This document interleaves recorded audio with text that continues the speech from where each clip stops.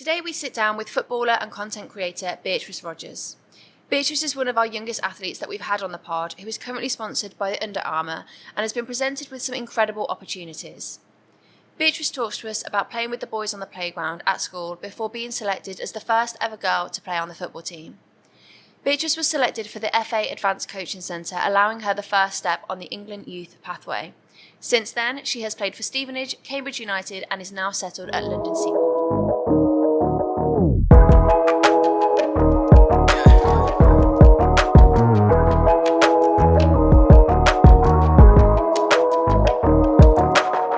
Welcome back to another episode of the Sports Diary podcast. Today we are joined by our youngest athlete, Beatrice Rogers. Welcome to the podcast. Thank you so much for having me. Thank you for joining us. How are you? I'm good, thanks. How are you? Good, thank you. Good. You good? Awesome. Yeah, you look all cosy and warm today. I am freezing. So, I'm going to kick things off by 3 interesting facts about yourself for our listeners who don't know you. Okay, 3 random interesting facts about me. I'm a qualified referee, so I referee football games. I know a little bit of sign language, and in my spare time I help look after a flock of about 50 sheep. Oh, no way. I have a pet lamb. No. Do you? It's called Larry. Aww. Yeah, no, literally, the sheep are so adorable, aren't so they? Cute. Although my favourite is cow. I love cows. I Yeah. love cows. Oh. I find them a bit scary. Oh, no. Like if they really wanted to, they could attack you. They could, Oh, yeah, they but could. they just look too cute to do that. But they are cute. Sheep, though. No, I love sheep. Oh, I love that. I'm really interested about sign language. Yes. What do you know? I mean, very, very basic. I find the tenses are quite confusing in sign language. I don't know how much you know, so I know like vocab. That's about it. And I can form like really simple sentences. Introduce myself, say good morning, good afternoon, and say it's nice to meet you. That's all I know so far. It's cool. It's a cool skill to have, though. And I Yeah. think more people should know sign language. I think it's definitely something that should be taught in schools now. Yeah, no, I agree. Did you teach yourself? Yeah, I taught myself during lockdown. Just got a bit bored. It's like, what Great time to learn a skill, though. Literally. Amazing. So how did you get into football and what were your earliest memories? So football's quite a big part of my life growing up. Like my parents are massive football fans. It was always on the TV. My mum's a really big Arsenal fan. So when we were younger, we actually got season tickets at the Emirates. So I remember going to my first game maybe around age 6 or 7. And I was fascinated by everything at the stadium, the fans, the game, all of it. Like I loved it. I remember I started taking like a little notebook and pen, and I'd sit there and I'd just like analyze everything. Like I'd write down everything that was going on. I was just so like fascinated by it. And then from that I started playing in the playground with the boys at school, and it just kind of like snowballed from there. So yeah, that's probably my earliest memory. We love that you're an Arsenal fan. Well, I do. I like to say I'm a part-time Arsenal fan. I'm a Liverpool fan. However, if I go to the games with Demi, it's always to go to see Arsenal. So that's why I call myself a part-time Arsenal fan. Take us to watch a proper team. Because literally my family support Arsenal, but I'm someone who doesn't like to be the same as everyone else. And I literally fell in love with a tracksuit that had Liverpool. And I was like, okay, that's my team. I'm happy with that. So here we are. So you're still a very young footballer, but what do you think some of the challenges that you faced growing up, particularly as a female player? Because I know that you've played within the boys' team, and I'm sure that's come with its own obstacles as well. So what are those challenges, and how have you overcome them? I think the biggest challenge looking back on like my early days playing football is the lack of role models that I had. Growing up, I wouldn't say I really saw any female footballers. Like I didn't see the path. I didn't see that was a possibility for me. I remember around the age of like 9 or 10, genuinely believing if I wanted to play football, I'd have to become the first girl to play in the Premier League, because I didn't see the women's side of the game at all. So I think that was something that was quite hard for me. Obviously, the older I got, and with TV and social media and everything, like the women's games promoted more. So like I did eventually see that, and that helped. But I think when I was really young, it was really hard. Like I felt like I was the only girl playing football. Like I didn't see anyone else. I think that was quite difficult for me. Yeah, for sure. That is. And obviously now with like social media and TV and everything, it's great. And I think they're doing a lot as well to push the women's game. Yeah, I think definitely. obviously, it's growing massively. So, yeah, that's wicked. I feel like I can relate to that because, again, very similar, like you were saying at the start, that I used to play with all the boys. But at the same time, I think I was quite lucky when I played with the boys at school. They included everybody and it was great. Yeah. And then for me, the only interaction I had with another female was my coach, Lisa, and she was awesome. And I again would just be playing with the boys. But I also felt like I learned a lot as a little player back then. When you are, because I feel like you do have to toughen up very quickly for playing with the boys. They 100%. play rough, so 100%. absolutely. Did you face any struggles playing with the boys? So many. Really? Honestly, so many. I started playing obviously in the playground and like little comments and that kind of stuff, like when you tackled someone, be like, oh, you got tackled by a girl, that kind of thing. But then I was picked to play in the boys team at school because they were like short of a player, so they just needed to make up the numbers. And yeah, it was quite a lot from opposition. I got kicked off after a few matches because the opposition complained about there being a girl in the team. So that didn't last that long. But that was the catalyst that made me join the club outside of school. So it all worked out. But then when I was a bit older, I also joined the boys team outside of school, aged about 14. Again, I feel like they didn't really include me, weren't passing to me, that kind of stuff. Comments from opposition, players, everything. That must have been really tough on your confidence. So how did you like overcome that and think that you could definitely, keep moving forward? Yeah, I mean, looking back on it, it was really tough. I remember like I'd come away from games really upset by it, but I don't know, it's motivation. It like, is, yeah, for sure. I find that personally quite motivating, and definitely wasn't going to let that be the reason to stop me. But yeah, at the time, I think it was tough. I definitely got a lot out of playing with the boys when I was a bit older as well, but tough. Do you feel like that's made you a stronger player now, looking back? On the pitch, playing with boys has made the transition from youth football to women's football so much easier. Okay. Like, so much easier. So I'm really grateful for that, because the physicality of boys football is so different to girls, and then obviously girls football to women is quite different as well. So that's helped. But I don't know, I feel like, yeah, it's probably made me mentally stronger as well. Okay.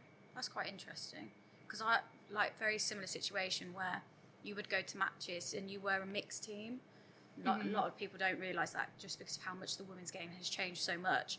And you would have that one player from the opposition going, oh, you just got tackled by a girl. Like, why is there a girl playing? Like, you can't play. And I'm like, thank you for fueling me a little bit more. I can't wait to tackle you shortly. Like, that's how I would see it. I think you hear as well from a lot of professional players now. Like, I remember Leah Williamson said in an interview about playing with the boys, and so people like parents and stuff on the sideline had made comments. Had you ever received comments from parents on the sidelines?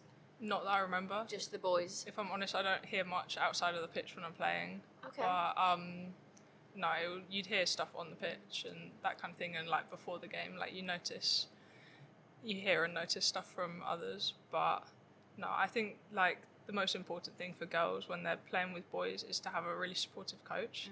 I think because in the first boys team I joined outside of school, I had a female coach, which made a massive difference, because like I wasn't the only girl.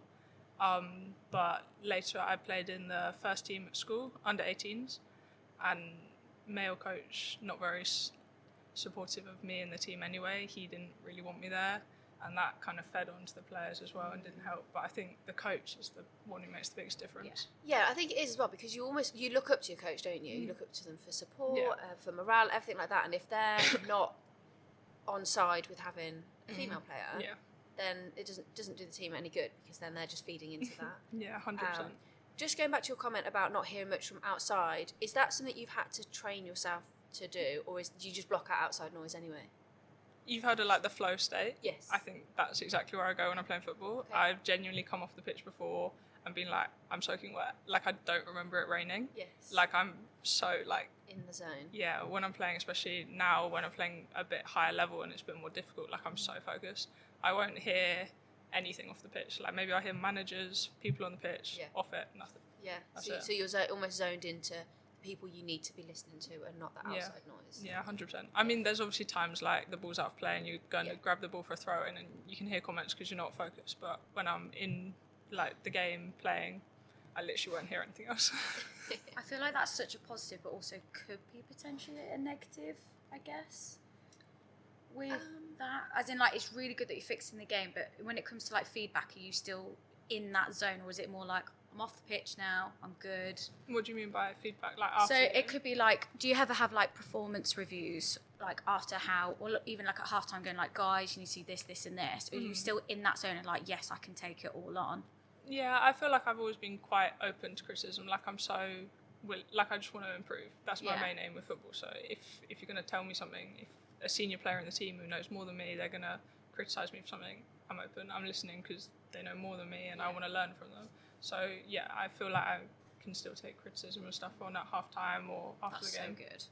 I think with flow as well, I think I did some research during my dissertation on flow within athletes, and it's not necessarily something you can choose. Like if you sort of just fall into that flow state, and I found the research like really like incredible, because as a dancer I hadn't realised what that flow state was until I did my research. And then you find yourself, you know, like on stage or on pitch, and it's not until you look back and you think that's what flow is, because your mind just goes somewhere else. Like you're not thinking about anything other than what is going on. So I do find that whole flow state like really, and all that research really interesting. Yeah, 100%. At the end of your first season with Plantation Spartak, did I say that right? Yeah. Yes. Girls, you were scouted to then play for the FA Advanced Coaching Centre, which is the first step into the England youth pathway at the age of 11.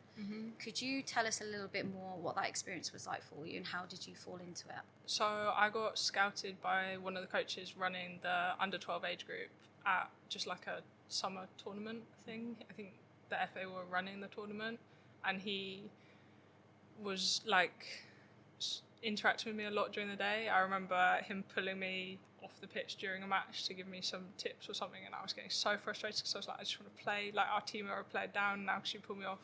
But afterwards he came and spoke to me and he wanted me to come along for like a trial at the FAACC, and yeah, I think that was a big turning point for me, getting to play with players who were at a high level and like out of my depth for the first year.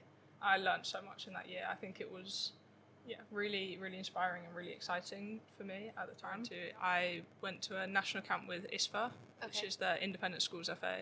Right. So slightly different. It's like a schools national team rather than like a youth, like England youth. Okay. And how did you find playing with sort of, like you said, like players that they were out of your depth? How did you find playing with them?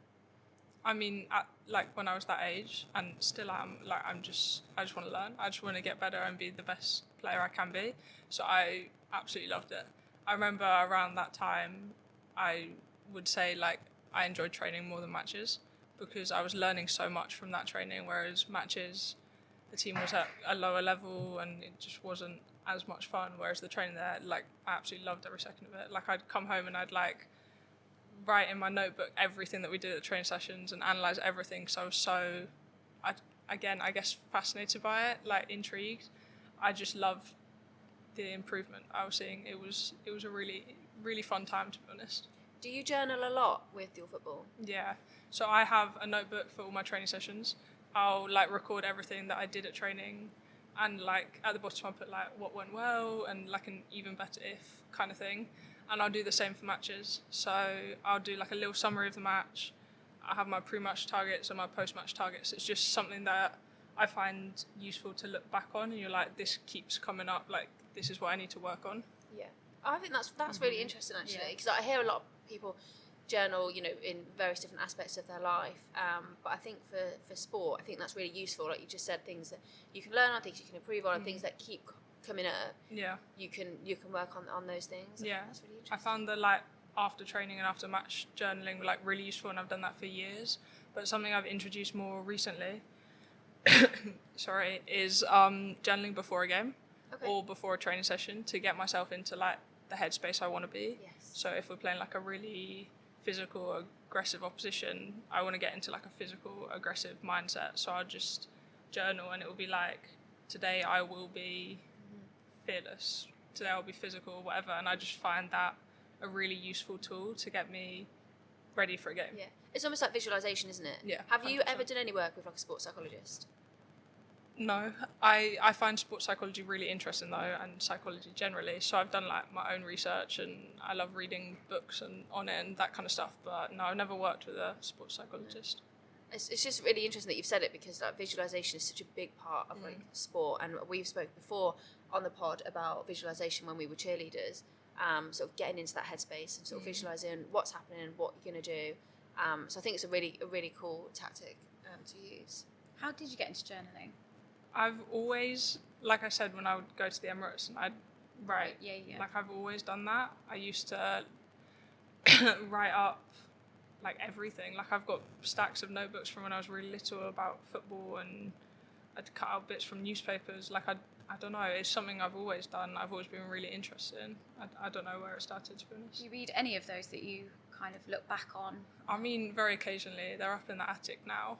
But yeah, occasionally I will. I'm gonna look back on it sometime soon, because I think it's quite a cool thing to have, like from a young age, like all of these like journaling, I guess. It would be good to see how much you've then grown as a person, and then this athlete now. I think that would be really cool, just to look back and go, do you know what, my younger self would be so proud. Yeah. I can imagine your loft has just got stacks of boxes in with loads of It does. Locked away. This episode is sponsored by All Star Dance and Fitness Academy. All Star Dance and Fitness Academy offer a variety of classes to suit all ages and abilities, from ballet to musical theatre, from heels to gymnastics. They have classes at Summers Road, St Gabriel's Holton and St George's Hill Morton. They also run holiday clubs at Leamington Hastings Church of England Academy in school holidays, jam-packed with fun and creative activities. If that wasn't enough, they also offer children's party entertainment, from dance parties to teepee sleepovers. They handle every detail to ensure a memorable and stress-free celebration. Get in touch today for more information and free trials. So, are there any female footballers, past or present, who have inspired you, and why? I think there are two that stick out to me. Yeah. The first would be Kelly Smith. Yes. When I was maybe 12 or 13, I was in Waterstones looking at the football section of books, and I saw her autobiography, and that's the first memory I have of seeing a female footballer, like in the media, I guess. Yeah. So I bought that and read it the whole way through, absolutely loved it. So I think she's someone that sticks out to me as like kind of my first role model in the women's game. But the second, more recent, is Leah Williamson. So I've been a centre-back for years now, slight position change recently, but I find her style of football really fascinating. Mm-hmm. She's kind of not flashy defender, if you know what I mean. Like, she defends by not doing anything, just with her positioning. So I find her really fascinating to watch, but also everything she's done off the pitch to promote the game and just build women's football, I find really inspiring. Yeah, for sure. I completely relate to both of those. I think they've both done extremely well on and off the pitch. Mm-hmm. Yeah. She's got 3 books now, hasn't she? Leah? Yeah. Kids' books. Yeah. I feel like I really want to get one, because I think it'd be really interesting to read it. I think you'll be surprised how many older people go and get the books. I've read her first one. Are they good? Are they good? It's a kid's book, but yeah, it's all right, to be fair. Oh, awesome. I think that's definitely one way to get the younger generation involved. 100%. Yeah, I think they're really cool books. There's quite a few footballers now, isn't there, that are releasing children's books, which I think is really inspiring for the younger generation. Yeah, definitely. Oh, awesome. So what is a day in the life of Beatrice for training? For training, I mean, if I'm honest, every day is so different at the moment. Like, I've not really got a structure. But we do team training on Tuesday nights and Wednesday nights in the evening. But away from that, I try and do my own stuff. I normally wake up and do 15-20 minutes of like ball work. So I'll be like keepy uppies, dribbling in and out of cones, like small passing bits. So that I'll try and do that every day, but obviously depending, it might change. And then might do like a sprinting session or a gym session, or recently I've been doing a lot of altitude training with Under Armour. But yeah, I try and get a decent amount of training in, but yeah, every day's a bit different at the moment. And what does nutrition look like for you? It's something I'm working quite hard on at the moment. I've been working with a nutritionist, so I think my nutrition wasn't great before. I was significantly under fueling for matches and training and stuff, so we've been working a lot on that. And I think I've got like my match day nutrition like down, like the day before and the day of and afterwards. But around training was something, I spoke to him on Friday actually. We've been working on just trying to get more carb snacks in during the day and during the session. So yeah, it's definitely an area I'm working on at the moment and not quite there yet. Was that significantly under fueling just because you weren't quite sure what you should be eating correctly? Yeah, I think our matches are at 2:00 in the afternoon. So it's kind of an awkward time. You get there at 12 and like you're not going to have lunch at like 11 or I leave the house at 10:30. So like you kind of have a breakfast and then there's no real lunch and then you play a match. So I was like not eating enough because I was having like a normal sized breakfast but then nothing. Yeah. So now I have like a ridiculously big breakfast and that lasts me through to the end of the game. Yeah. And have you noticed a difference in your game since tweaking your nutrition? 100%. It's been such a big improvement for me, and it wasn't something that I really like thought of. Like I thought I was doing that all right, but until I spoke to people and made the change, like it's been massive. And is a nutritionist someone you've had to seek out yourself, or is it someone that's provided by the club? It's provided by Under Armour, not the club. The club does have a nutritionist, but the Under Armour one's like very, very good nutritionist. Okay, wicked. It's interesting to know. What kind of foods do you eat then for a training match? So for a match, I'll wake up and I'll have a bit of salt in my water just to get the electrolytes on. And then I'll have 3 pieces of bacon, 3 eggs scrambled, like 5 mushrooms and an avocado. And then when I arrive at the ground, I'll have a banana and then I'll have a gel at half time. And then afterwards I make my own food as well. I'm hungry now. The salt in the water, is that like a little bit so you can barely taste it? Or is that... You can barely taste it, maybe do slightly. you down it? Or No, just drink it like water. It's like a pinch. Yeah, like the pink Himalayan salt. It's good salt. Really? Yeah, it is. It's a nice salt. I used It's to have it made- on prep a lot. It's made a big difference as well. I drink it in my water while I'm driving because I used to not hydrate enough because the drive was so long that if I drank the water I'd need the toilet. Yeah. And there just wasn't the time to stop. So I stopped drinking. But putting the salt in my water, like I absorb more of the water or something. Like I don't need to go to the toilet as much. So I can drink the right amount without That's really interesting. needing to stop. I've never heard of that. Have you not? I've just always heard of like salt game water for like changer. ulcers in your mouth. I sometimes do it when I'm at work. If I can't leave my desk, like you were saying, it doesn't make you go to the toilet as Yeah. much. So now and then I'll put a pinch of salt in Well, my salt, water. yes, salt's supposed to hydrate you, isn't it? It's supposed Yeah. to keep you hydrated. Interesting. Oh, you learn something new every day. What's really cool there is that you mentioned about Under Armour. So you're sponsored by them. Is that I am, correct? yes. That's so cool. Like, how did that come about, and what opportunities do they bring for you apart from now a nutritionist? That's really cool. So it actually popped up in like my photo memories this morning. A year ago today, I went and did my first test. There's Under Armour have set up this program in the last year and a half called the UA Next London program, where they're trying to help athletes, like young aspiring athletes, get to where they want to be. So you go down to London, Battersea Power Station, and you do a stage 1 test. It's like 6 different tests, and they give you a score. You get put on the leaderboard, and the top 10 out of that season, a season's every like 3 months, the top 10 will then get taken to Amsterdam for stage 2, where you compete against the other 10, and they'll give a sponsorship to 3 athletes.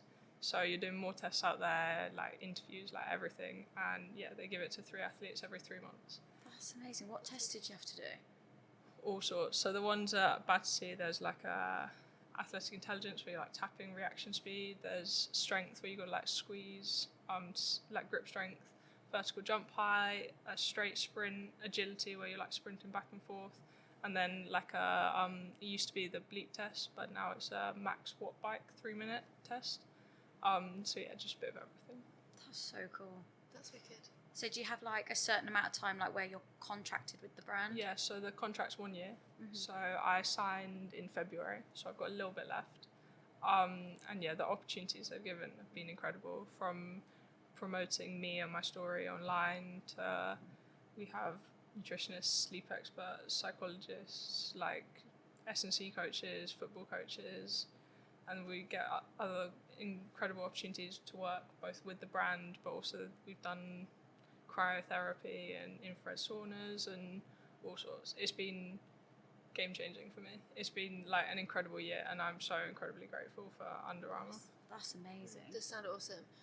What happens at the end of the year? Like, is there a chance for you to stay with them? So you're still like an Under Armour athlete. We've got a group chat with like everyone. You don't leave that, and you still get invited down to stuff. I don't know about whether they renew the contract or not. I think it's just a year. Okay. But no, I'm not sure. We'll see what happens in February. So I seen from your social media that you've had a few head injuries. One of them resulting in surgery on your ear. Yeah. So talk to us what happened in those games. The amount of head injuries I've had is actually wild. I think I've been knocked unconscious 5 times playing football. Oh my God. But like concussions and all sorts as well. But the one you're referring to with the surgery, I was playing for ISFA, the national team, and I went to go block a ball, and as someone crossed it, and I turned my head, and I got hit like square in the side of my face. Knocked me unconscious because of how hard it was, and my ear cauliflowered, like it ballooned. So I had surgery to fix that, but then I've had 3 cauliflower ears since and done stuff to try and fix it since then. But yeah, that's been a bit of a nightmare, to be honest. Last season it just kept happening. But yeah, other than that, more recently I got pushed into a slab of concrete beside the pitch and split my head open, and went off to hospital in an ambulance because they were worried that I'd broken my neck. Oh my God. So the head injuries has been wild, to be honest. Like, thankfully I've not had too many serious other injuries, but head injuries is the one for me. And I suppose every head injury you get results in time away from the game. Yeah. So how has that affected you, sort of like your confidence and everything? I've probably not taken as much time as I should have. Like, I come back from them quite quick, to be honest, because I'm just so desperate to get back. But I think the bigger thing is the confidence, like the fear of re-injury, especially like with the one I had most recently, when I thought I'd broken my neck. Like, that one was terrifying. Like, honestly, probably the scariest day of my life. So coming back from that, it's been hard to get myself into a place where I'm confident enough to go into tackles and throw my body around like you should be as a centre-back. It's been quite mentally challenging. I feel like I'm getting past that now, and I'm quite happy with the place I am at the moment, but the last the last couple of months have been quite hard with that, and it's been tougher than I thought it would. I can imagine the neck situation being really like traumatizing. Does it kind of put into perspective things that can happen on the pitch? Yeah, 100%. I mean, you always hear of the occasional like horror story, I guess, of someone getting seriously injured or dying playing football, but no, I didn't ever really think that would happen to me. So yeah, it's scary, but if I'm honest, I think my head injury that time was preventable. Okay. Our club has concrete around the pitch that's not covered up, and that's our home ground, so obviously still a bit scary playing there, and I think, if I'm being honest, it's a health and safety risk and something needs to happen, but no one's willing to spend that money to fix it. So I don't know, I feel like it could have been prevented. Did you raise that issue with your club? I have. Nothing. No. That's a tough one, that is, isn't it? Yeah. Especially when it's home ground, and like you said, it's money being pumped into these things. Yeah, 100%. And thankfully nothing serious happened, and I'm completely fine, but it could have very easily been completely different. Story. And if I'm honest, if it was serious, I still don't know if anything would have changed at the club. Really? Yeah, I don't know. I feel like it's money at the end of the day. No one wants to spend that money. Yeah. Well, fingers crossed. I know, I was literally like tapping the wood by my foot. I'm like, no more. Because obviously I know, like, speaking from my experience with a neck injury, I flew a flyer, they wiped him out to the floor, and then I was petrified to stunt for a good few weeks because they hit my neck that hard, and literally was just walking around like petrified to move my neck. Yeah, well, I got dropped on mine, didn't I? I got dropped on my neck during a training session, and you do lay there and you think, am I right? Yeah. Am I alive? Scared to move. Is it okay? But it does. It takes a while to get back up and fully regain that confidence that you once had from an injury like that. So fair play to you, and like you said, you're back in, hopefully in a zone where you're feeling confident. I'm feeling a lot better now. That's really good. That's fine. So obviously the women's game is growing, which is amazing to see, and we love this. But what would you like to see happen in like the next 5 to 10 years with women's football? I mean, I want to see more girls getting involved in the game and feeling like they can get involved if they want to. Yeah. Not experience what I experienced growing up and feeling like you're the only one. It'd be nice to start seeing more people attending matches. Obviously, it's grown so much in the WSL, but I think the bit that often gets left out is lower down the leagues, like where I am in Tier 4. it's not really made a massive difference. Mm-hmm. So I think it will, but I think it needs to start trickling down the tiers and start getting more money lower down, because I know, like, at our level, like, the amount of time that people give up to play it, to run the club and everything, and our club's complete volunteer, no one gets paid, no expenses, nothing. So it'd be nice to start seeing some of that money come down to make it more accessible for more people who want to play. But I don't know, I think one of the things I'd really like to see in the women's game is more standalone women's clubs. I feel like you see a lot of women's teams, like Arsenal women. Like, they're not Arsenal, they're the women's version of Arsenal.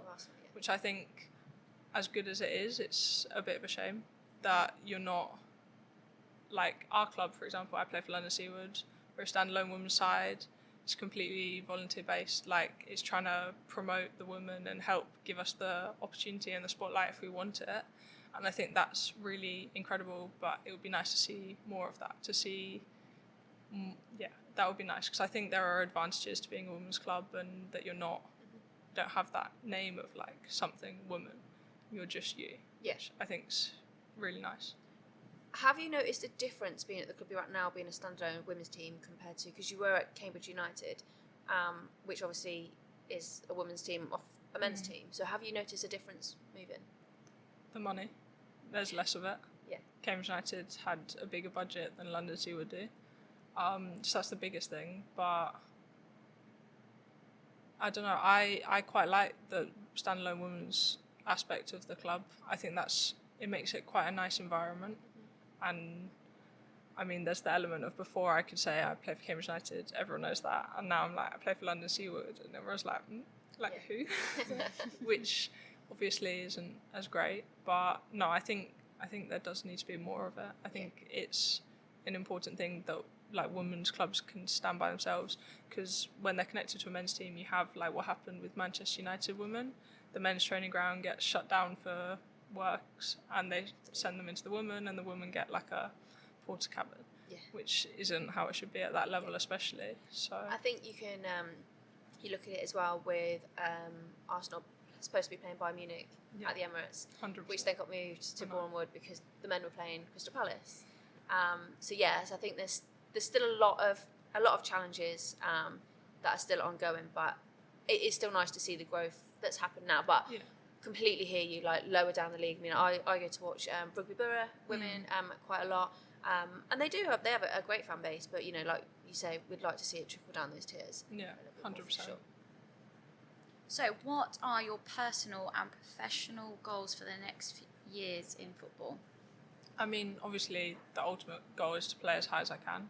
I'd love to become, like, a professional athlete and have that as my full-time job, but I don't know how high I'll get. Just as high as I can is all I want. But for the next few years, just keep developing every day. I'm really enjoying where I'm at the moment. I feel like I'm learning a lot. Obviously, I'd love to step up the tiers and go tier 3, tier 2. That would be amazing. But yeah, I just see where it takes me at the moment. As long as I'm still enjoying it and loving my football, that's all that really matters. Personally, I'm doing a lot with my social media at the moment, and I'm really enjoying that. So I'd love to keep growing that and just keep spreading the awareness and the recognition for women's football.